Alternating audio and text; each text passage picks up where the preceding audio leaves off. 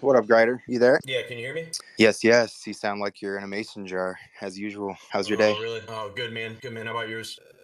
It's going pretty good. I slept in, so that was nice. Guys, What time is it there? it is 5 o'clock here. But yeah, so is Got a big crowd, another man. I draw the big crowds, you know. I mean, I huge got a lot of crowd. fans, you can see. Yeah, oh, the biggest crowd. Yeah. Oh, I mean, just look at all Like those I people out said, there. yeah, we DM'd. I'm not terribly concerned about getting a ton of people. I guess it's nice for Q&A, but yeah, little disclaimer for anyone re-listening to this. I do these interviews, talk to experiencers, researchers in the UFO paranormal topic, and yeah, I'll put the format up in the nest here in a bit, but the first 3/4, if not more, of the space is just going to be me and whoever I decide to co-host asking our guest questions about their experiences and their research or whatever, and then we usually do a Q&A at the end and bring people up and let them ask questions as well. Grider has asked that we not bring a select few people in, and I'm going to respect that for him. But yeah, that we'll get going. Grider, I usually ask my guests just a little bit of background on them, who they are. Obviously, only share things you're comfortable sharing. But yeah, just kind of like whereabouts you were raised, if you had any kind of religious or spiritual upbringing, that sort of thing. Yeah, and if there's somebody that wants to ask a question, they can just like send it to your DMs, and I'll answer it if I'll answer it if you ask it. That'd be fine. So my grandfather's name is Grider, and it's been my nickname my whole life, so that's where Grider comes from. My actual name is Max, M-A-X, but I just go by Grider. And I was born outside of Atlanta, Georgia, and I am just under 40 years old. Got like 2.5 more years, and I'll be 40. And I live like a normal life, suburban life. You know, sister, mom, dad, and then parents divorced, typical story, you know, right before high school, and bad divorce, you know, and did the whole bad divorce thing, you know, the routine of you know, dealing with that. And then I got sent to like a boarding school up in Vermont for like close to a year, and then got brought back back down for my senior year of high school. So I was kind of away from my sister and my mom, and I lived with my dad. My dad basically parented me throughout high school. And then at the conclusion of high school, I went and I lived up in Vermont for a semester. I went up there and I just like partied my way out of the first semester, first year. And then I came back down to Atlanta and I joined the military. I joined the army and went to Afghanistan, and I was field artillery and just a cannon crew member and nothing special. And then I got out and right around 2010 and yeah, got out on a medical and have just kind of been working odd jobs since then, doing a lot of like I did a lot of outreach, you know, for homeless veterans in Vegas, also here in Atlanta through the VA, and then yeah, you know, and right now I live in Kentucky, just north of, you know, it's in the area right around Nashville, Western Kentucky. Think like Mammoth Cave, that type of area, and yeah, that's about it. Nothing too exciting. Just kind of a normal life. What was the purpose of your dad sending you to a boarding school, if you don't mind me asking? Probably to get me in. I mean, my sister got sent to a boarding school too. I think they just kind of they just chose to, you know, have somebody else do the parenting during that time instead of, because I mean, it was a nasty divorce. So, yeah, they just kind of used our college fund that my grandmother had set up for us, and we paid for our own boarding schools. But yeah, we went, and mine was definitely the best one. Like the boarding school up in Vermont, it was really nice. It was like up kind of in the White Mountains, that area, like eastern Vermont, western New Hampshire, and it was, I mean, it was fun. It was as fun as I mean, you know, it was my junior year, so you can imagine, you know, it's like I got broken away from people that I had been around my whole life, and then stuck, you know, with making new friendships and all that. But I made some lifelong friends up there and had some fun experiences, and it's a beautiful area up there. And then I went back up there for my first year of college, you know, but I felt out partying, and I went to this college in the same area in Vermont, but yeah, I was not disciplined enough to really, you know, to finish. So Gotcha. Yeah, it makes sense. You kind of at a boarding school, you'll live there, right? Room and board. So, yeah, I given mean, the oh divorce, that yeah, would make yeah. sense. Well, that's cool. So, you guys didn't have any kind of a religious upbringing? I like to call it like business casual Christian, where it was, you know, we went to church on occasion, and it was more for, I mean, my mom she's you know, she's a Christian, I guess. Yeah, I mean, she's a Christian, but yeah, I've just never really had any type of belief at all. I've had moments where, like in life, like I've had a couple of moments in my life where I've, you know, kind of developed like a belief, you know, where I had something happen where I thought there's no way that there wasn't like something driving, like forcing that to happen, whether it be, you know, an odd event or like a miracle, something I would consider to be a miracle, or something miraculous, something extremely improbable that happened in front of me that I witnessed. And but you know, nothing, like no belief system that, you know, lasted longer than, you know, a short period of time following those moments. Okay, gotcha. Yeah, I mean, I know. I mean, the area you lived in. I was in Atlanta for a while, and it's very much in the culture there as it is. Why didn't you get into like? How old were you when you first joined the military? I was 20. Yeah, exactly 20. And yeah, so 20, and I joined basically, I mean, dude, I was just treading water. You know how, you know, I don't know how it was for you right around that, you know, that transition into, you know, from teenager to 20s, but for me it was, you know, smoking a lot of weed and doing a lot of everything. And it was just, I just woke up one day and I was like, you know, it's like I can't keep doing this. You know, it was like I think I had been smoking weed and watching Grandma's Boy for like a month and a half straight. I think every day it was like Grandma's Boy, Office Space, and, you know, joints, and, you know, smoking weed, and it was like, it was fun. Like I wish I could go back there and do that now. You know, just for like one day. But yeah, I mean, it was not a sustainable life, and like it's like we weren't going anywhere. You know, and basically like I joined up, and then like my circle of friends slowly, you know, they all joined up too. You know, whether it be Army or one went Air Force, but yeah, like I was, you know, kind of the first one to kind of, you know, get tired of waking up, you know, hungover, and, you know, kind of, I don't know, a waste of life, you know, like I found purpose in the military, you know, but yeah. Okay, and you said you were in the army, correct? Yeah, so I joined right in, it was right before the surge in Afghanistan. It was that 2007, like the beginning of 2007. So actually, okay, so I was going to join the Navy, and I was going to be intelligence in the Navy. I was going to go be a signals intelligence analyst in the Navy, and I got a security clearance. Like, you know, I did the investigation. I got a secret security clearance and everything. I was put into the delayed entry program in the Navy, but I crashed. So like the day that I was going to basic training for the Navy, I crashed. I flipped my Forerunner down a hill about 10 times down this hill, and I ended up like walking away. But I was drunk. It was like 4 a.m. I had to go to boot camp at like 6 a.m. It was crazy. But I mean, I was about like I forgot why I don't know, basically like a drunk driving accident. Yeah, not proud of it at all. And I flipped down the hill. So of course, I somehow didn't get like I did not go to jail for it. The cop kind of was, I don't know, the cop did not arrest me, and so I got put back into the delayed entry program because I had an arm injury. And about 3 weeks later, I got locked up for doing 165. Not locked up. I got taken to jail for the night for doing 160 in a Acura that I bought, an Acura RSX, and I got arrested for that.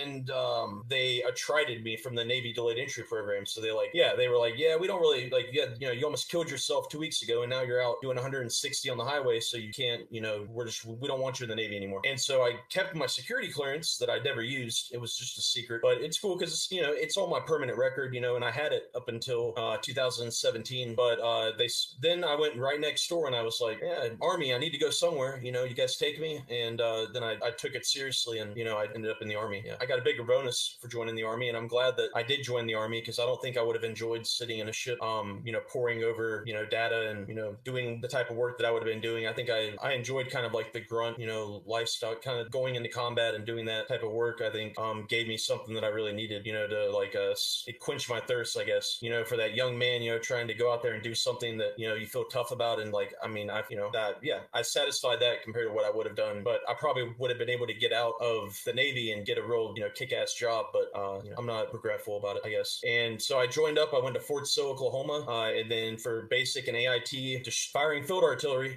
Think of like a field artillery. It's like a big gun. It's just a big barrel with a breech, and you put a bullet in a big round, and it's same function as a gun, just a big gun. And trained on the Paladin in basic, which is like a tank. It's like tank artillery. It's you get inside, it's like a tank. And then I got put in the 1st Infantry Division out in Fort Hood. They were standing up a brigade, a light brigade, and we stood up and we went to Afghanistan. It was 2000, summer of 2000. No, excuse me, the summer of 2008. Yeah, is when we like June 2008, and deployed to Kunar Province, right outside of like the Chowkay Valley, Korengal Valley. It was like 2 miles away, Pesh Valley, that area, which were kind of like storied areas where they had the biggest, some big battles.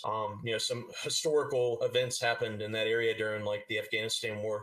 They had a couple of films about it. Nothing that I was in, but I was in the same area. Like I was right over the hill. So fired a lot of artillery, and stayed busy, and had like a full combat experience, I guess you can say. Like didn't have any, like I got to go out with the infantry, when they needed somebody. Like I would volunteer and we go out and do dismounted patrols, and that was really cool. Like it'd be cool at night. Like I really enjoyed walking, doing dismounted patrols at night. Through the agricultural fields and like through the wadis, and it's just really cool to like walk around at night in Afghanistan with a single night vision knot on, and just it's beautiful out there. Like Afghanistan is beautiful when it's not being blown up. And so then I came back to the States. We came back from Afghanistan in 2009, and then I got out in 2010, like early 2010. And So you're in the Army for about 3 years? Yeah, just a little bit over 3. And in basic, I had an experience that could be considered a UFO experience. I mean, that's what I call it. It was the very last night that we were out in the field in basic. And when I went to basic training in Fort Sill in Oklahoma, it was extremely wet that year. Like it was flooding. It was the summer of 2007. It was just flooding. I saw tornadoes. Like we had to get into foxholes. Like like our entire company had to get into foxholes at the last moment on this range because we had 3 different tornadoes that dropped down right in front of us, like 200 yards, probably more than that, probably a half mile away. That was crazy. It didn't get any closer, but that was a cool moment when the drill sergeant is like looking around panicking, trying to figure out whether we should go into like the gully with some trees or get in the foxholes, and we all got into the foxholes. That was kind of cool. So anyways, the last week, I'm in the back of formation due to my place in the roster, and there's about 10 of us that were like really good friends, and we were in the back. And we would bunk together and everything because we're arrangement in the roster, and we were doing our last march, and it was like we were walking from the field on our way back to the barracks, and that was it. Like after that, we were going to graduate basic and then go on to our our job school, which is right next door, doing AIT. So we were excited, tired, and but it was like 3 a.m. And if you ever been to Oklahoma, Fort Sill, it's like low kind of rolling hills, but it's really flat.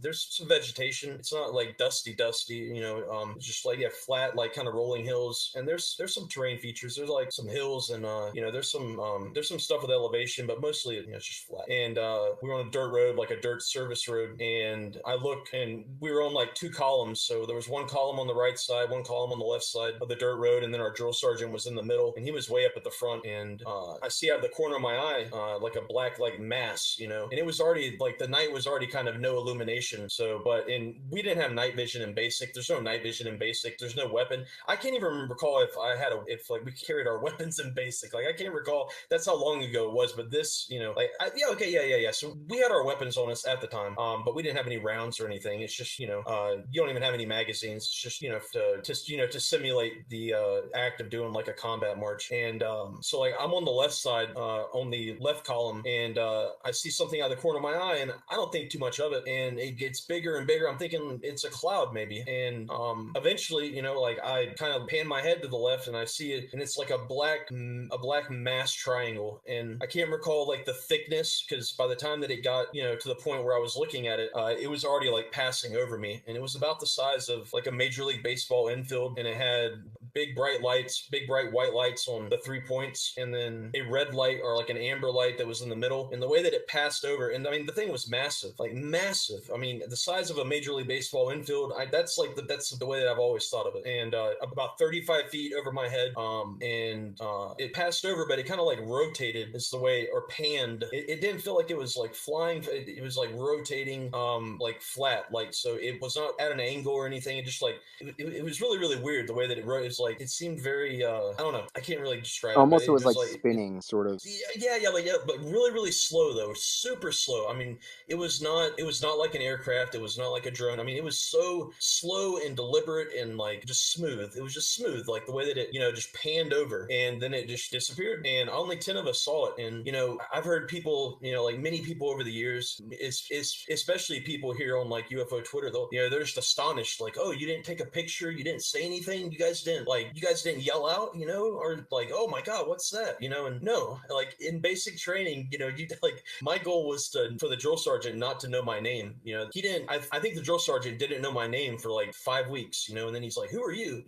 That's great. Like that was what I wanted. Like you don't want to draw attention, because if you're doing something wrong, that's usually why you have some, that's why you get attention drawn to you. So low profile. And but so we got back to the barracks, and about 10 of us, we're talking, and we are like, hey, did you see that? Yeah, I saw that. Did you see it? And then that was it. And we talked about it like one more time before we went to AIT that next week. And then I've talked to 6 of the guys, so 7 including me now, and they all remember it, clear as day. And if you look at the NUFOREX, the National UFO Reporting Center website, I haven't put my sighting up because I'm lazy and I keep kind of getting, I just keep getting distracted, but I definitely need to do it. But if you look at black triangular sightings in the Fort Sill area, there's a lot. Like there's 5 or 6, and it's civilian, it's military. There's a couple of military sighting reports where guys were doing the same thing that I was doing in basic training, doing guard duty. So that's something that's worth looking. And the city is Lawton, Lawton, and then so you can search that, and then also Fort Sill, and it's in Oklahoma. And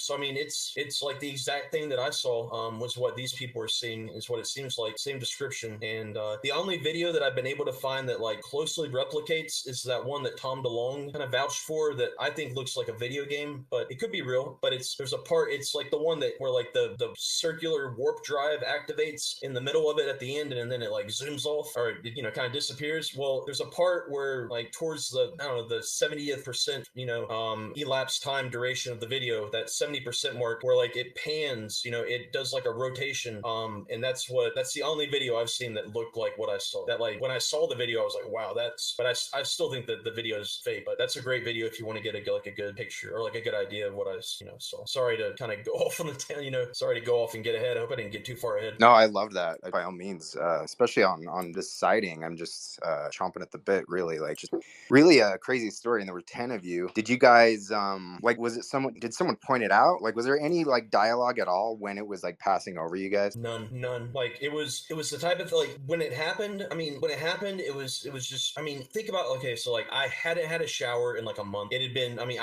we had been getting flooded. I mean, it'd been like flooding and then like 110-degree like hottest wettest weather. It was miserable. We were. I mean, it was that last. I mean, we were on our way back, and that last night after being out there for that long. So like everybody was tired. Like most of the guys were looking down at like the dirt. Just kind of daydreaming, thinking about being anywhere else but where they were. So I just remember like I didn't feel any. I don't know. Like I can't really recall any effect that it had on me like physiologically. I would say no. Like I think Tupa asked that question last time, and I thought about it really hard, and no, it's like I can't say. I know there's been like cases of radiation or cases of some type of emission coming off of the craft, and like I can't say that I have any effects. And none of my friends, the guys that were there, they said the same thing.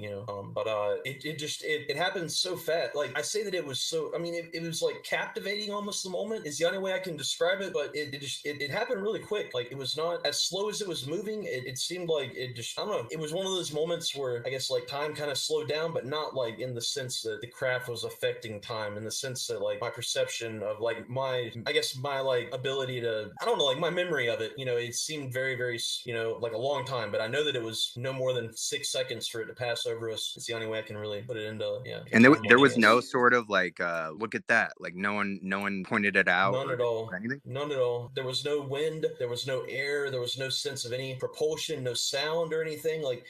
Okay, so like two of the guys claimed that they heard like a almost like a sound like not a humming but like a wow wow wow wow wow like a throbbing noise like a electronic throbbing type. Yeah, I've thought at times that maybe like I don't think that I heard it. I don't think I heard that, but like I've had times where I've been like yeah I think I heard that. It sounds like it could be that could have been the sound, but I don't recall there being any sound at all. And I'd probably stick by that as being my position that there was no sound, but there was definitely no air movement, definitely nothing coming off the craft. No like it felt very drone-ish is the way that it felt. Like it did not feel like it was being controlled by like a human being, and it also I can't recall the exact, but it just felt like an unmanned whatever it was. I'm not saying that it was our military, although it was on a military base, but if you look at like the Nufarex, well, there's a ton of sightings off base. Like there's a report of like a black triangle flying in Lawton where this like lady is in traffic, like 4 o'clock traffic, and she's given her sighting, and it's like right there in broad daylight, like flying over like this like strode. That's not what you do with class. It's just weird. It's weird. It's like at the time it didn't bother me, but looking back, like thinking back on it and going through the Nufarex, the National UFO Reporting Center, going through different black triangle reports, it really there's something like disconcerting. Is that the word, disconcerting? There's something like that makes my stomach kind of nauseous about some of these reports, and then thinking back, it's just there's something not right about it, and I think it may be the TR3B, maybe, but I don't know though. I mean, it was a lot bigger than what my understanding is. I don't know. Who knows? Like, who knows what it was? But I don't know. It made me like it makes me feel uneasy to think back on it. Yeah, I totally get that. So you keep saying new 4X. Are you so there's newfork.org, or are you referring to like their X account? Okay, so it's NUFORCS, right? It's like the crowdsource National UFO Reporting Center website. Yeah, I It's don't a think great there's an website. S, but yeah, I know New Fork, but yeah, okay. I Okay, just want yeah, to make sure that's it. it's okay. So, like the weeks, this was in 2007, right? During your training. Yeah, it was July 2007. I can't recall the exact date. Okay, and so the days or weeks after that, what was the discussion like with the rest of the guys in your platoon or whatever? Non-existent. And I mean also like basic training, there was surprisingly like I got really lucky, and basic training, like I bunked in like the same, like there were about 7 of us that had the same jobs. We were all field artillery. 3, and the 7 of us were all, going to active duty, and we all were bunking by together, like bunking at the same area due to our last names, in both basic and all throughout AIT, our job school, and we all went to the same unit and deployed together. And 4 out of the 7 guys were in my exact same platoon. So like I stayed with the same, 4 guys, and really the same 7 guys for like the entire duration of my career, of like not my career, but the entire duration of my time enlisted, which is pretty amazing. Like that's and it was, yeah. I mean, I could not have asked for something better than that. And all 7 of those guys are, the guys that, it's 7 out of the 10 that saw the sighting. So I mean, it's special. But no, like we didn't really think about it. I mean, after that, we were focused, like we were thinking about, what was happening. Like we were thinking about, just what our daily tasks were. Like we just really didn't talk about it much after that first night. And I know that sounds weird. But I mean, we were 20-year-old boys. Like, we were just focused on like getting through basic and AIT and getting to where we can drink some beer and like, go to a strip club. Like we weren't, we were not thinking about, what was going on. Like we just weren't thinking about it. And I'm sure at the time, I don't know, I can't really explain it, but I would imagine that, it's just something that is easily forgotten about when you're kind of every hour of your day is, planned and like, structured, that it's really easy to just let something like that kind of fade away. Right. It sounds like you did eventually talk to some of them about it, right? Because you said they all remember seeing it. So you've mentioned it to them. Yeah, we've spoken as recently as like 2 weeks ago. It's like 2.5 weeks ago that I reached out and trying to get all 10, guys together, but can't find 3 of them. They don't have Facebook or whatever. And so yeah, I mean, I'm trying to get everybody together, but yeah, everybody remembers. It's not something that you forget. Yeah, that's As you crazy. guys So know. Yeah. what was that? Oh, I mean, I was saying that it's not something that you easily forget, as like, you've had, you're an experience. I assume it's the same thing, although I don't consider myself an experiencer, as in I've never had contact with extraterrestrial life where I feel like I've been directly manipulated or directly touched or directly affected. But I've seen orbs at night, I mean, I go out and I watch, like I take my dog for a walk all the time. Like I'm outside with a big sky in front of me all the time. And I spend a lot of time, looking up at the sky, and there's a lot of weird things and there's a lot of orbs. There's a ton of great videos lately coming out. I don't know. It seems like it's getting, more frequent, but yeah. So like, I assume that it's like that. It's just not something that you forget. I mean, do you have any experiences that you forget about?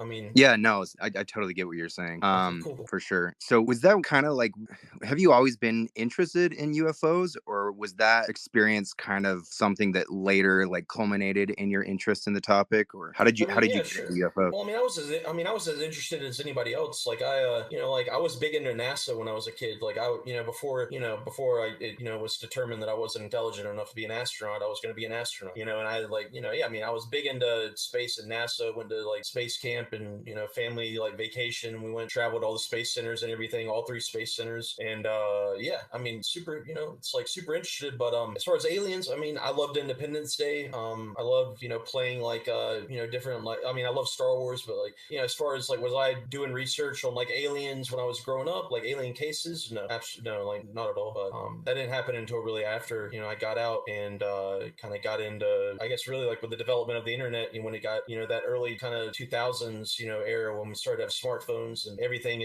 that's when I really started to kind of look into it. But I wasn't in like the analog era. Like I wasn't poring over books or anything. Gotcha. So, after your 3 years in the army, maybe just a quick synopsis of like what you did up until this point, getting on UFO Twitter. Yes. So I mean, I'm gonna be kind of like, I'm not gonna get into too many details. Like I'm gonna bounce around, and I'm not gonna, if it's okay, if I can just not keep the timeline linear, I guess, due to privacy concerns and recent developments, I guess you can say, that it would make me concerned. So I'm just gonna bounce. I mean, like, this is not in any certain order, but I lived in mostly lived around Atlanta, and then lived up in up near South Carolina for a while, just doing a lot of really just like dealing with the reacclimation into society, which I didn't do very well. I didn't handle that very well, getting out of the military. A lot of guys have a hard time with it, but I was able to kind of find a little bit of like direction by kind of volunteering at the VA and helping out with veterans charities and getting involved with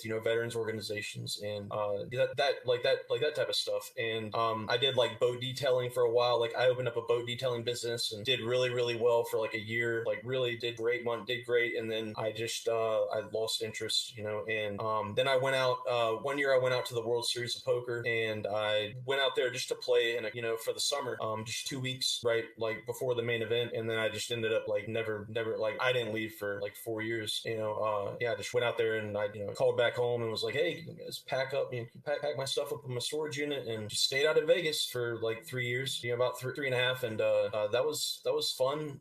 And it didn't end well, but it was fun at the time, but by the end of it, it was like leaving Las Vegas, like that film with the Nicolas Cage, that was what it was like by the end of it. I kind of pushed the bounds of like excess and all that.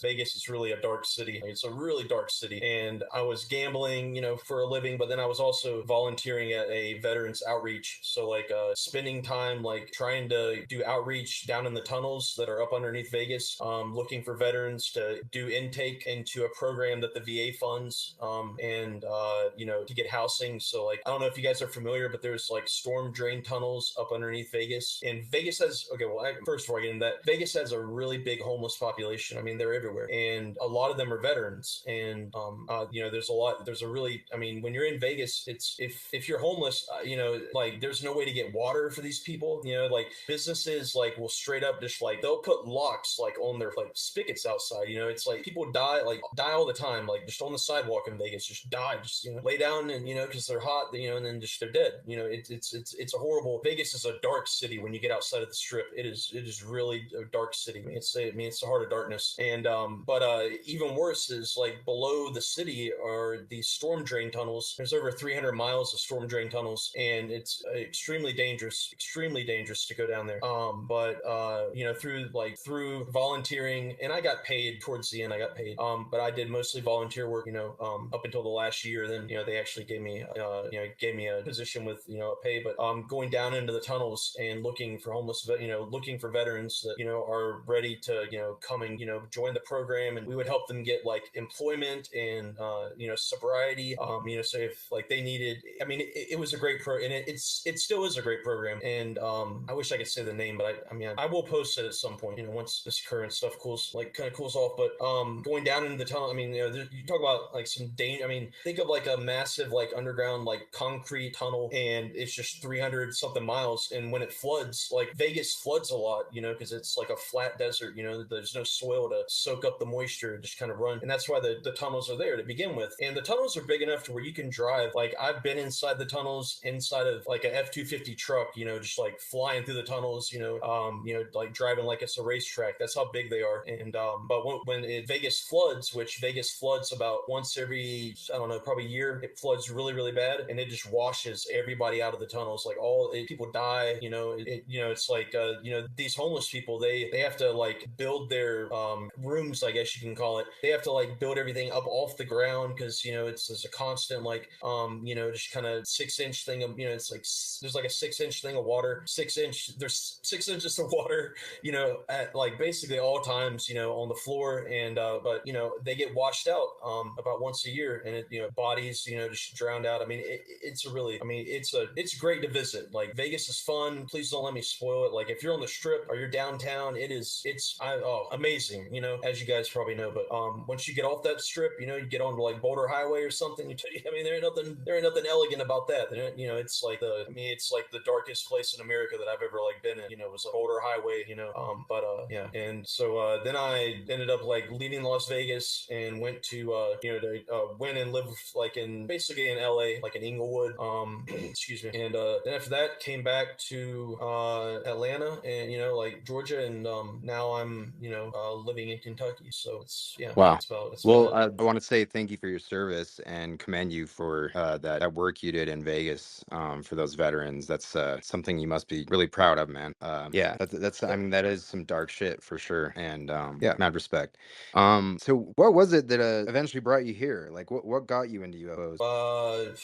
I mean, probably the MH370 videos. Oh, no, actually, I take that back. All right, so like I always forget my own origin story. All right, so about this time last year, I became convinced that I was seeing UFOs on the ISS live feed. Like I was convinced. Like I was convinced. I was 100%. You couldn't convince me otherwise. I was going to be the next Bob Lazar. Like I was going to be the next greatest thing for like the UFO community. I was going to bring disclosure because like I was convinced. Like I had like rationalized it in my head. Like okay, well NASA, if they were going to give disclosure, they just wouldn't imagine, like, we have a live feed of space 24 hours a day. They have a high def camera that faces towards the Earth called the HDEV camera. It's got like, it's 4K, but it's just like you're seeing like the Earth, you know, it's on the underside of the ISS. And then they have my favorite camera, the SD camera, which is still, it's 1080p. And that one is on the, what I call the front of the ISS facing out. And you get like 15-20% of the Earth, and then you get 80% of space. And it's they change it sometimes, like they can pan it, and you know, they change different views, but it's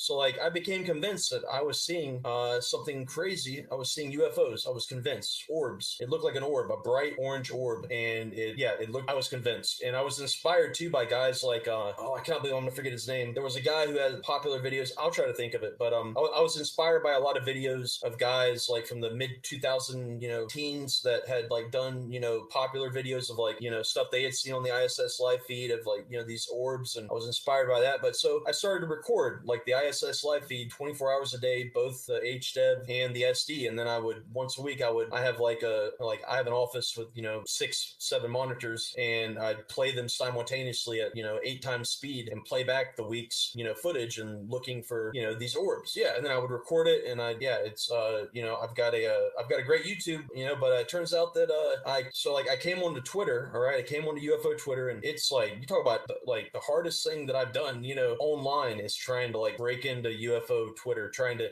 like starting out with like 0 follow. I mean, I'm sure that many of you have I'm sure that many of you have been there where you're 0 followers, you're just a nobody. And this account, Alien, I forgot his name. It's like he posts like these AI, I don't know, it's like the Alien Network, I think is his name.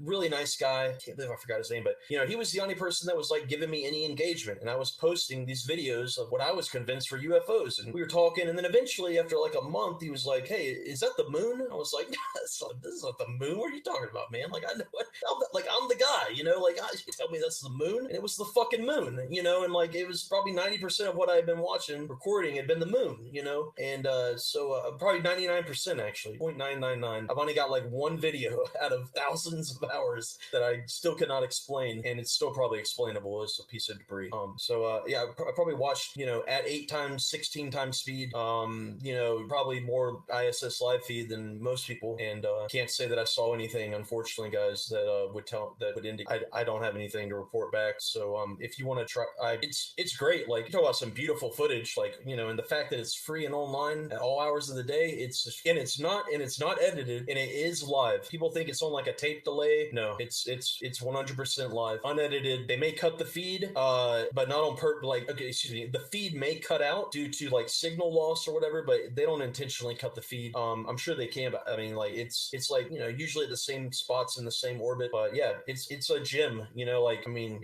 I'm amazed that they give it to us for free. It's just awesome. So so that's my origin. So I basically I got debunked, and then I accepted that. It kind of, I think officially I take credit for my own debunking, but I'll give Alien Network 50% of the credit. And so if you guys want to see great footage of the moon, it's got some great music synced up with it really looks cool. Go to I'll post the link up in the nest, but yeah, it's great. Like, I've got great footage of the the moon. Hey, Grider, what you should do? Put meditation music to I've it, already got and it. Oh people yeah, would dude. sit there and watch it. Oh, I've got it. You Oh, might it's all get 8 timed up and million views everything. and make some money from it. Oh, well, yeah, I mean, I don't think anybody it's on all this timed planet up, dude. has I got the done music that. and everything. It's like the ethereal ambient. It's, all synced up to when dude, it was great. It was going to be great. I'm telling you, guys were going to love me. Make something good of it. You can make something of it. I'm not even worried about it. Yeah, but thank you, Rich. I love the positivity, man. Rich, see, that's why Rich is my co-host. Although hopefully we'll, not too much positivity on that front this past week, but got debunked. Not going to be the hero, and then saw the MH370 videos, and I had seen them. So this was like April 20, like the last week of April. When I got debunked myself, and then I had seen like on Concrete, whenever like Ashton Forbes went on Concrete, back in, I don't know, a while ago. I think it may have even been last year. I thought it was maybe February, but I don't know, whenever, like, I had seen that episode and I didn't think anything of it. I thought, those videos, that they don't look real. And then I realized, like, wow, like, this is a big thing. And this was in April. So like after, the golden age of like investigating, those videos, like, I think back to, I'm sure for those of you that were here at this time last year when it was picking up, I'm sure that it was amazing. I'm sure it was like a renaissance. Like, I feel nostalgia for, like, I feel like secondhand nostalgia thinking back to like how awesome it must have been to have been a part of like the community at that time when the videos were just being really like, I bet it was awesome. I bet it was great, you know. And then had the debunk that came in like January with like there were debunks like last January or like last like February, you know, but you had the cloud debunk that really officially kind of, you know, not officially, but kind of killed the movement a little bit, you know. And then so it was like last week of April, and I stumbled into like the quote unquote debunker Discord, you know, the MH370 airline abduction Reddit Discord, stumbled into that. And like after I had got, you know, like properly welcomed by the lovely MH370 believer crowd. I mean, those guys they're great, you know, they're friendly and everything, and you know, they're really sweet people. And they had, you know, given me a nice welcome. And so I went into hiding, and the MH, you know, went to safety in the debunker Discord, and started researching it. And like I focused not so much on the VFX, but I focused on everything else, like Edward Lynn. I focused on like proving that it was impossible logistically, like to have a, you know, Gray Eagle MQ-1C over, you know, like to have it over the Nicobar Islands in 2014. It's just not possible. Like infrastructure wise, they didn't have like the proper setup down. It's just, you know, things like that, things like the Coke Tiger, things like, you know, proving that General Dumford did not, you know, command the operation, you know,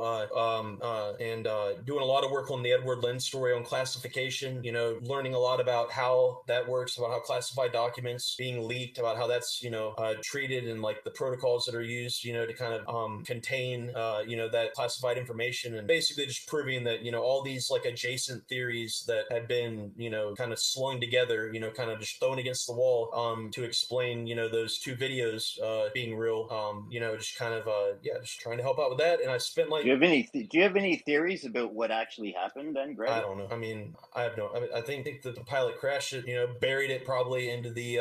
I think he buried it probably in the Perth Basin. I think he flew like in a controlled ditch down right into the Perth Basin, and then I think the plane is probably sitting mostly intact, with the exception of like the engine cowls that fell off. And if you look at like the damage, so if you compare like the debris that was found, you know, on like the eastern coast of Africa, if you compare that stuff to the debris that was, you know, the pieces of equipment that fell off during the Sully, you know, during like the beat or not, you know, when the plane crashed into the Hudson, you know, like, you know, that like where it Yep. ditched in the Hudson. Well, the same like cowlings fell off of that plane as were recovered from the MH370 plane. So it's like, it kind of makes you think, well, maybe the same ditching, you know, was done for MH370, because it's the same pieces of like the plane that were discovered, you know, washed up on the shore. So I think that the pilot probably buried that plane in 7,000, you know, in like 7,000, you know, what, feet, or 7,000 meters. I think it's 7,000 meters is how deep that, you And know. did you look where they did the tracking with the ships? Like, did it hit that area that you're talking about, Yeah, but where they did the radar tracking? yeah, but I mean, it's, think about it like, okay, so like Air France 447, which is a plane that, you know, the pilot stalled out of the sky, you know, late one night flying from Brazil to Paris. You know, they like the pilots literally stalled it. You know, it belly flopped in the middle of the South Atlantic, and they knew exactly where that plane. They knew the exact spot basically that plane hit the water, and it still took them 2 years to find the plane. So you know, it searching for ocean like debris at the bottom of the, like searching for planes buried at the bottom of the ocean, and that plane is probably intact mostly. It's probably buried in sediment. Like, who knows? It's an extremely difficult thing. It's not easy. For sure. So Grider, do you want to let's switch gears here, and could you give us a little synopsis of kind of what all went on leading up to the space you had the other day that's been a little bit Hey, controversial? Kimball, I can't hear anybody if it's somebody speaking. Oh shoot! I Yeah, mean, Rich, I'm can gonna you go and restart. recycle yourself then? Yep, Thanks. I will. Hey, Brennan, what's up, man? Grider, did you hear what I said? I'm wondering if I know that space you had the other day with Charles McNeil and Doty, and it's been a little bit controversial, and I was hoping you could give us a summary. It's been a complete disaster. Yeah, like it's been horrible. Like it's been like, this has been really this has not been, you know, this has not been fun. Yeah. So here's basically what happened, and I think a lot of people kind of don't either know like the details, or here's what happened, and this is my personal opinion. I'm not going to withhold anything, you know, because until today, when I made the decision to cancel the space tomorrow, I had been keeping an unbiased, you know, kind of position. I had not been making any, because like it's just not fair to, you know, to kind of influence, you know, the space prior to, you know, taking place. Especially, it's not fair to, you know, my speaker tomorrow, you know, because it's like it's just better to be unbiased, which is, you know, I haven't even listened to the space from the other day, guys. I have not even listened to it yet. I had it on in the background to listen for if anything popped off seriously, but I was handling a lot of the, like a lot of the behind the scenes stuff. So like I've only listened to a couple of points, so this is like, kind of, yeah, I mean, this is like, I don't know what happened in that space. I just know that it did not go the way that I thought it would. I know that much. And I can speak now about what my expectations were for the space and what I had personally hoped would happen, but that I was not going to influence it. If I had tried to drive the narrative, tried to influence that space, then any results could have been dismissed as being part of a conspiracy for me to, create an environment where like it was controlled, where the outcome was predetermined. It would basically invalidate any work that you guys would have done in that space, vetting, Doty and Mr. Charles. So does that make sense? Yeah, I Okay. think so. Okay. So basically, Sunday at around 3 p.m., I was in a space. I was listening, and I heard the host mention something about a whistleblower. Hey, have you guys heard about the new whistleblower, or heard about this guy named whistleblower? And so they posted a link up in the nest, and I went and I checked out the guy's profile, and it was Charles, and he had the big 56-page document, story. And so I was like, this is interesting because I love PDFs. I love documents, so I downloaded it and I read it. I read most of it, and it seemed very interesting.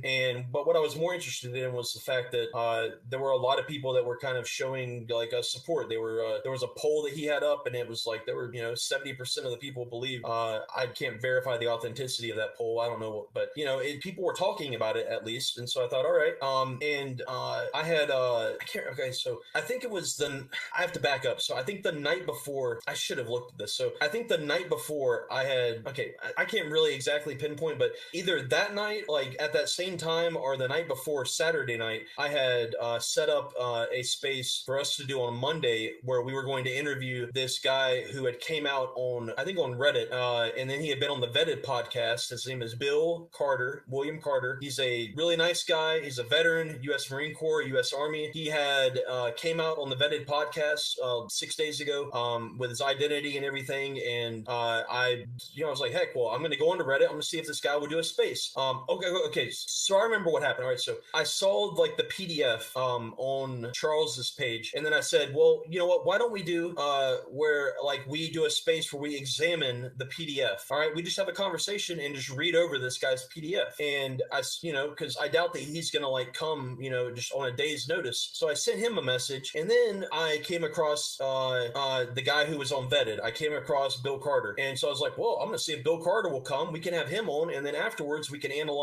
read this guy's PDF, because it's friggin' wild. This guy's talking about Back to the Future 2, Back to the Future 1. It's like, project. I mean, this is some very vivid stuff that he's discussing here. It's off the wall. Is my first impression. So I'm like, but let's see if we can get an actual guy that wants to come in and speak. So I got a hold of Bill Carter through Reddit. Super nice guy, and being a veteran, kind of build that rapport. Started talking, like got on the phone with him. Me and Manny got on the phone with him, and like he was down. So we're like, yeah, this is great, And then so we set that up. It was gonna be 9 to 10 p.m. Monday night. We were gonna interview Bill Carter, and then Saturday night, it's like Saturday. Then I noticed that Charles, the Twitter whistleblower guy, that he had actually responded to my tweet asking him if he would, and he said yeah. He said I'll be there. And so then I'm like, well, I mean, I guess we'll do him 10 to whenever. So we'll have Bill Carter 9 to 10, do an hour, do probably 40 minutes of story, and then 20 minutes Q&A, and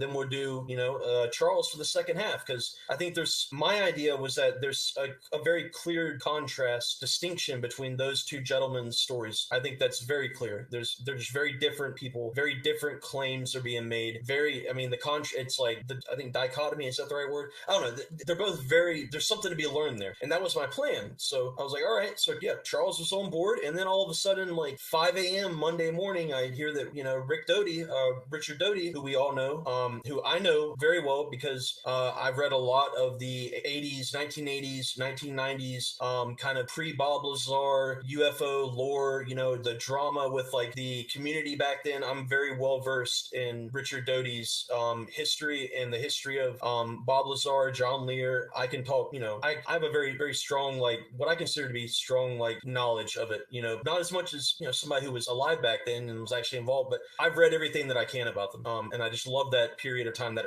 late 80s, early 90s time of like, of like ufology. I just love it. You had Bob Lazar coming out. George Knapp. Still had that. He still had an amazing head of hair. It was just a great time. Bob Lazar and the Corvette. Having a whorehouse. That he's running. Like you just couldn't. I mean, it was just wild back then. It was wild. And what was I getting at? Oh yeah. So then Doty responded Monday morning. Or no. Someone passed on to me through DMs that Doty had verified, quote unquote, validated Charles's had like validated the document, that the document had been authored by somebody that was in intelligence. It wasn't clear whether he was insinuating that Charles was in intelligence or just that the document that Charles had possession of was authored by somebody in intelligence. So I'm like, all right, okay, well, this is like the perfect learning experience no matter what, right? Like I don't, I think this is great because like Richard Doty, he has a very controversial past with the community, but right now it's like he's putting himself out there to vouch for this guy Charles. So and people were beginning to pick, like there were a lot of people talking about it. So we get to Monday, so I'm like, all right, so we'll see what happens. And then we get to Monday night and it's like 9 a.m. All right, I'm like the DDoS is happening. All right, of course I schedule it right. I didn't even know that Trump and I don't check up to see the schedules, and of course Elon and Trump were just hogging up the network. But we got Jason Sands, Richard Doty right there at the beginning, 9 p.m. And I'm sitting there thinking what the hell? Like Jason Sands is here, Richard Doty. Like, I mean, this is like a lot of people, this is, we had, it was just crazy. So of course the space crashed like right off the bat, there was no way. So I called it a night at like, after 30 minutes of us trying to get a space going, it just wasn't happening, as you guys know. So then I had to think about it. I had to think, well, like, what am I going to do? Because we had Jason Sands, Richard Doty, and then we had two guest speakers that were, the focus. Like, in my opinion, the focus was those two guys. And so I made the bad decision, I know now, because it kind of destroyed my entire story arc that I was hoping to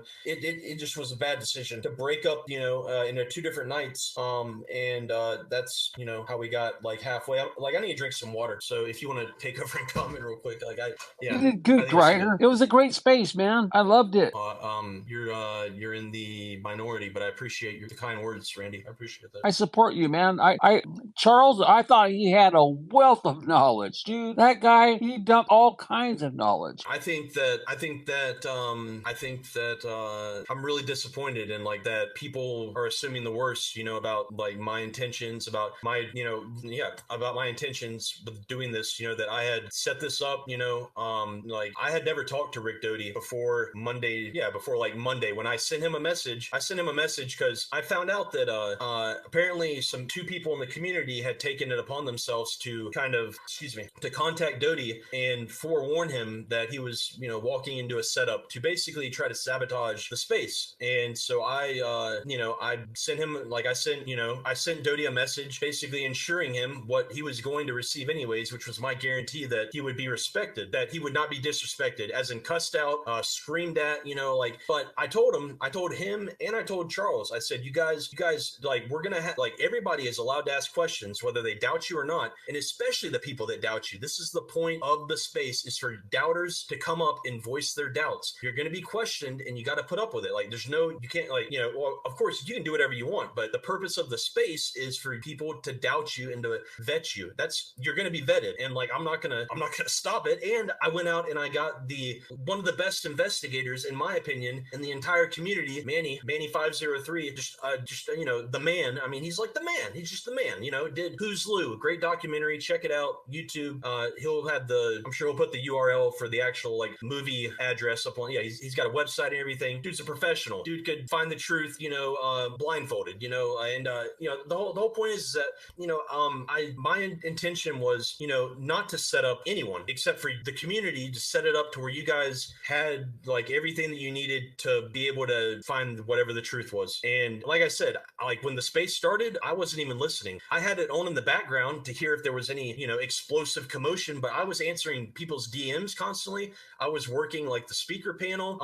I was talking to Rick Doty I was talking to, Rick and Charles. I was coordinating with like the other hosts. I was not, I was just listening for anything that needed my attention. But it just, so like there was no like, and the thing is like, if I would have inserted my own bias, and I've got my own bias, absolutely. I have an opinion about Rick Doty, but I have an opinion about Charles. I do. Kreider, just let me interject. Anybody else that hosted that space, there would have been yelling, screaming, and tons of infighting, and none of that happened in first time space with a whistleblower who we're saying there's far more important things under the UAPDA that you should be looking at. But here's the thing. I feel like we failed, and my understanding is that like my own personal bias is that I feel like there could have been a little bit more vetting that could have been done. And like, I feel like maybe I should have, I don't know, guys. It's just like, there's no easy way to handle this. And now, just so you guys know, like I had to cancel on Bill, I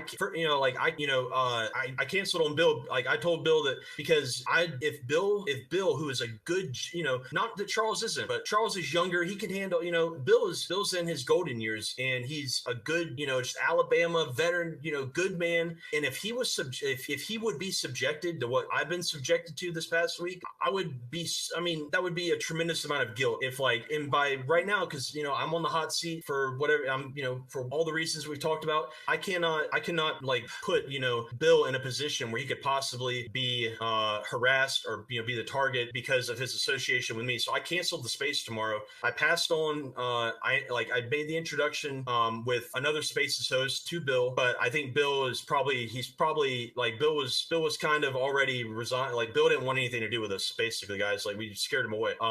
Is that man like was not liking what he saw, and I don't blame him. But also, Charles in his legal history really bothered Bill also. So I take responsibility for that. Not explaining as well as I did, as well as I could have to Bill the situation. But Bill's got a great story, and I hope, do I think that he's officially like considered a whistleblower? No, but that's what he calls him. That's what he calls himself, and that was going to be up to you guys to determine, whether that was true or not. But I can't put that man in a position to, be harassed and insulted because he's just a good guy. He's a good guy. I did ask him directly in the back channels if he's whistleblowing against the government like Sands and Agrush did, and he got into the details. It was nothing like the Charles space. This would have been a Jason Sands 2.0, but the way the community has treated everybody, yeah, that was I didn't want to like but that was kind of the whole point of the dichotomy, right? Is dichotomy the right word? The comparing and contrast, like the contrast, of two different things. Yeah. Like that was gonna, I think that was gonna be it. Like I had envisioned because I'm big into like disinformation, I like to study I like to read PDFs about like disinfo campaigns, analysis, information warfare, that type of stuff, cognitive dissonance theory, group belief model, that type of stuff. Like that's what I do for fun, is like I read PDFs, from like the intelligence community about, how to like all types of information operations. It's just fascinating, and it's extremely relevant to what we experience every day. And I feel like I had hoped that everybody that we would have had more of like a positive experience than what it seemingly has, turned out to be. And right. It's just really, really disappoints. And I'm not blaming it on, like, I did say that I blamed it on the community, that it was y'all's fault. I said that this morning in a space, and I'm kind of backing up on that. It's all of our fault. Like we all, did not succeed. It's my fault. Something I could have done, something we all committed 9/11. Like we all could have done something, but my intention was it's like the way that I phrased it to, the speakers, and the guests, as I said, that me and Rich were the stadium owners, and then you guys, were like, you guys had to get on the field and play ball. You knew exactly what kind of face you were making. Can you please? Hey, I have JJS blocked. I put her name down. Kimbo is someone I don't want to Yeah, talk he to. didn't allow me to listen to the I'm sorry, Jay. I love you. I want to respect my guests. So I'm just gonna have you listen. So go ahead. So it's like the way I looked at it, like Manny was the captain of the team on the field playing, and you guys, I don't want to think for you. Like I don't want to tell you how to think. I don't want to convince you of like that's not what I wanted at all. And as far as the big thing, like it kind of hurt, like Klaus, like I'm sure you guys know Klaus. I used to love his podcast until 4 hours ago. When he made a comment like like, saying that, that the only reason that like I would have had this space and platformed all this is, basically for clout, and could not be farther from the truth. And it really, like, I just, now I can't watch your podcast anymore, man. That really sucks, because you're an amazing content creator, but I just, I can't do it anymore, but like, that could not be farther from the truth. That's so far from the truth. Like, this was, yeah, like, I can't convince, like, I have no idea how to convince you of my intentions other than what I've said. Like, there's nothing else I can say. Well, can you say, Grider, Grider, do you can real you quick, just answer me? Do you This is a simple Grider. question, but do you Oh, represent anyone other than yourself being on this platform? As in who? It's a simple question. I mean, you're just here representing Myself. yourself, right? I'm not employed by anybody. I'm retired. And I live on, like, I live by myself. I don't, like, I'm. Okay, and if got he it. was, he retired. wouldn't tell us, Kimbo. That's a dumb question to ask. Grider. So I just want you to know that I invited Jay just up to speak. I didn't know that you had an issue with her. It was otherwise she wouldn't have come up. So I'm That's fine. sorry about that. I wish that. Yeah. Okay. Yeah. Thank you All for right, saying that. so Thank you. I know you've got limited time now. Maybe like Can we go to Brennan? Like, can we go to Brennan and then Randy yeah. and then So Mandy? we are obviously Brennan, in Randy, the and Manny. yes. So we're obviously in the Q&A part of the space. If you want to come up and ask a question quickly, let's please try and keep it brief. Grider has limited time. My last question to you before we do that, Grider, is just what is your opinion of this Charles McNeil guy, and what is your opinion of Richard Doty? I think that Charles McNeil is an intelligent dude. I think he was extremely nice. But I personally have doubts about the authenticity and the provenance of his story. But he's a nice guy. He is intelligent. The guy was a nice dude. The guy could not have been any nicer. I don't think he's intentionally being deceptive. I think there's a possibility that either, I don't know. I think there's a lot of possibilities, and I don't think many of those possibilities involve him being aware of like being intentionally deceptive. But I could be wrong. But I have nothing bad to say about the guy. Do you believe his story and the information he put No, I forth? do not. The story is like, it's like 1980s Air Force project. I mean, come on. So if you don't believe the story, how can he not be intentionally deceptive? I mean, because I've been wrong. Like, I've been wrong before, man. Like, I think a lot of things are not like what the UFO community says that they are. But I don't tell you, like, it's like, it's up to, like, I could be wrong. I could be wrong, man. Like, who knows? Like, I don't know. And like I said, I haven't listened to the space. I have read his 56-page manifesto, but it was very, very quickly that I was scanning. I was speed reading to look for anything, just speed reading. And I mean, I think it was not up to me. And it's like, it should not matter what I think about it. And it You like just really wanted to shouldn't. put it forward and have the community I kind of truly dissect wanted to it. give you guys a chance to determine what the truth is for yourself. And if I would have inserted my bias in any way, in absolutely any way, then it would have invalidated like whatever you guys had like possibly come to. I mean, now of course it backfired on me, but and as far as Rick Doty, I think he's an incredibly pleasant person to talk to. But I do not trust him as much as I would like to trust him. He's extremely nice though, respectful. He's a gentleman, but history is it's like I don't know. I mean, I want to believe him, but I don't know. The history is kind of damning. But then again, do people change? I mean, I don't know, man. Like, it shouldn't matter what I think of him. I think, hey, would I go out to dinner with Doty and go like for a round of golf? Yeah, of course I would. I mean, but like I wouldn't. I wouldn't believe his like alien total theory of like the world necessarily. I would have doubts, but I wouldn't voice them disrespectfully to them, to him. Like, I wouldn't cuss him out over it. I believe that Doty's story, as you really look at it, I think there's a lot of surrounding questions about who exactly it deserves the most responsibility for the actions of the Air Force Office of Special Investigation, Kirtland Air Force Base. That community at that time there were a lot more people than Doty. And I think Richard Doty, I think it's questionable, exactly, I mean, I don't know. There's a lot, like, go and check out the history for yourself, Right. There's a ton I of mean, he's basically lied since then as well, and recently. And he's been caught lying. He's been caught with Project Serpo pushing that. He's been caught many, many times. But like, it does me no good to like tell you guys this, because like it's not going to mean as much as if you guys had like if like you go out and discover it on your own, right? Like, nobody wants to hear it. So, Grider, I want to be respectful of your time. We have less than 10 minutes. So just a quick yes or no, and then we'll go to Manny. Did you know that Charles was in prison prior to the interview? Yes, it's right there in the documents. Absolutely. absolutely. Okay, go ahead, Manny. Yeah, thanks for having me up. I don't really have a question. I didn't realize we were in the Q&A section. I joined late, and so I did have a couple of things to comment about, my role in things, but it's not really appropriate to do that right during this section. So, if you want to bring me up later, then I can do that. Or if anyone has any questions, they can ask me directly. I'm Sounds good. more than an open book. All right. Thanks, Manny. Go ahead, Randy. Granted, we haven't had any UFO news lately, so this is like the best space we've had in weeks. So, I really enjoyed it. I asked Charles, I said, like, what was your goal? Were you trying to be like the 41, whistleblower, in a congressional hearings? And he said, no, I was trying to be my own, have my own hearings for 1 or 2 days, So, the guy had great memory, he knew a lot of knowledge. I'm not saying it's, old stuff or new stuff, but the guy had great memory and, The guy's very like, intelligent. no, yeah, he does, man. So was I Ashton mean, Forbes, though, and Ashton Forbes is full of shit too. So it's like, I yeah, don't know, yes, no, intelligence doesn't I agree. equal like believability. No, it doesn't equal truth. No, but for 2 hours in that space, that guy ran off all kinds of stuff. Like And I didn't hear papers, He was but a super I good enjoyed. sport about it too. Like that's the thing. Like Yeah. him and Doty, they were good sports. They were good. Like Yeah, I think I mean, there's like some Mendy, entertainment value too, right? It's like Mendy keeps on giving him shit, but he's cordial about it. So I respect the guy. yeah, he didn't have very many. Like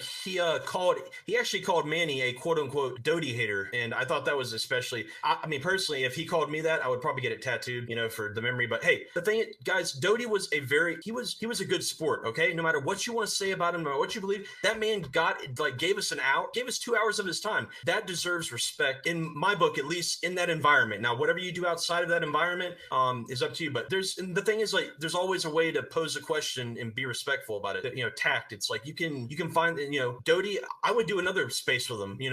Probably not about vetting, like not like putting forth like another whistleblower. But if you wanted to do a space about like talking about disinformation campaigns and how to protect ourselves, like how to steal our, like how to build our psychological defenses, I would do it any day of the week. I would do it with Doty. Have him back in to talk about disinformation. Grider, do you think that Doty? Do you think Doty knew Charles? I'm not gonna answer that. Like, I just heard speculation that as soon as he brought up the prison thing, Doty had left immediately. Like he might not have known that. I think there's. I mean, you guys are smarter than me. Like there's like people. There's a lot of people.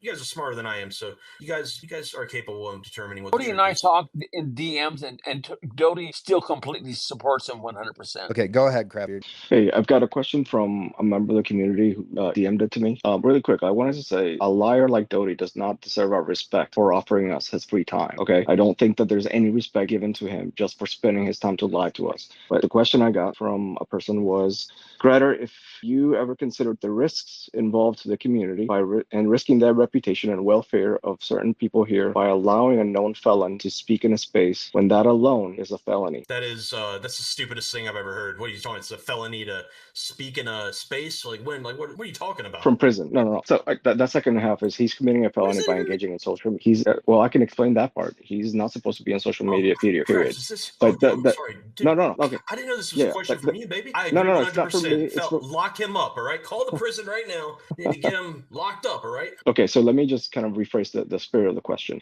Even if there's the reason for bringing him on is to expose him indirectly, there's still a risk involved to the community. Okay. Set that aside. Did you consider the risk involved of having him in the community, giving him a platform? Was the question essentially? I mean, would you rather have waited like until down the road when it's like this stuff was in its infancy? All right, this was a chance. You've got Richard Doty, which is a pretty popular dude with some people in the community. It's like he knows how to. The thing is, it's like this was like a chance to catch any disinformation that may be like propagating. It's a chance to catch it early. All right, would you rather have waited and let things fester in the background and grow, and then like we wouldn't have a space now? Like this is a chance. So I mean, like and I agree bottom with line you. is like I can't tell you guys how to think, and I think everybody should call the prison. All right, right after we should get get him, locked up. Like, yeah, we should call the courts. You know what I'm saying? Call the people. We need to get him, 20 years for, coming and talking in that space, right? Kraft, we're gonna get on that. Yep, and I All agree right. with you on that part. And then as a follow-up to that, this is my question. So you mentioned that you made the space to let the community do the vetting for ourselves. And it seems to me like that's exactly what the community did. And they exposed him and Doty by implication in the process. What is Awesome. it that you think the community did wrong? I mean, clearly not giving me enough praise and like telling me how great of a person I am. I mean, I think there should have been like some poems. So I mean, I was expecting some haikus in the inbox, maybe like some, I don't know, maybe some Photoshop, like sexy time photos, maybe a couple of bouquets, Cups of coffee. Bitcoin. I got nothing. I I'll got send you nothing a but hate. basket. I mean, All that's right, what I I'll got. send you a What basket. am I supposed to answer? Like, what? Like, you're killing me, Kraft. I gotta ask tough Brennan, questions. I'll send you a basket. I'll Brennan, did send you a Brennan have a basket. question? Brennan down there? No. Okay, I gotta go get ready. Me and Arthur gotta go debate these flare videos. So I gotta go beat him up a little bit. Down Love over you, there. Grider. All right, I'm yeah. a minority, but I love you. All right, that like that most of the community that's like, do you know how many people I'm blocking everybody that like is nasty. Just don't be nasty to me, like I'm just I'm on your side. I mean, Hey, there's not. It's Grider, like there should be like one you like side. Like milk we should chocolate all or be dark on chocolate? this. I don't even know what that. What? You like milk chocolate or dark chocolate for the basket I'm gonna send you? Oh, I like white chocolate. You would. I do like white chocolate. Dark chocolate. One thing I want to say, guys, is like, you guys are more than capable of like, determining what the truth is and thinking for yourself. Like, I do not want to tell you what to think. This it does no good. So like anybody telling you what to think or guiding, like not allowing you to kind of like do your own thinking they're up to no good. If they're doing like live streams every night talking about, telling you, exactly doing, what to think. And if, you gotta, block anybody that thinks, differently than you, and that, plane was teleported to Diego Garcia or some bullshit like that, then they're probably are free energy machine or, blah, blah, blah. They're probably lying to you. All right. So, truth is still the truth. All right. We're not in a post-truth world. It's bullshit is still bullshit. So you guys are more than capable, Grider, can I be honest? I'm a little butthurt, man. You follow both Kent accounts and you don't follow me, man. I'm kind of hurt. Okay. All right. So I'll talk to you Ryder, later. I'm gonna let you go, man. I Kimball, appreciate hey, your thanks, time. man. Dude, Kimball, man, this is like, dude, I haven't seen this side of Kimball. This is like, dude, man, you're a professional, man. I like this. Thank you, though. Thanks for It's letting me weird, speak. right? I know. Yeah. All right, guys. You all Have a good night. Later. Yeah. Yeah. I do appreciate Grider coming on here. And at least giving his side of things. I question a little bit his, I guess, judgment or maybe even intentions. But I wanted to at least give him a space to, like I said, give his side of what all went down. Listen, I put this up in the nest. I've started a community, like an X community. It's definitely like I'm not sure how it's gonna work or if it's gonna work, but it's basically a way for us to coordinate and seek out people on the platform who are experiencers or eyewitnesses of the paranormal, giving them an opportunity to come on here and share their story in a space that is judgment free and one of the few places people can discuss this stuff without people calling them crazy or whatever. So if you are interested in being a part of that effort, feel free to join the community up there in the nest, or otherwise just tag me, or have whoever you have found shoot me a DM. Love doing these spaces, and I hope you guys enjoy it. I'm always open to feedback or constructive criticism. So if you have any of that, again, you can DM me that as well. And with that, I think I will wrap up the space. Y'all have a great weekend. Thank you, Kimbo.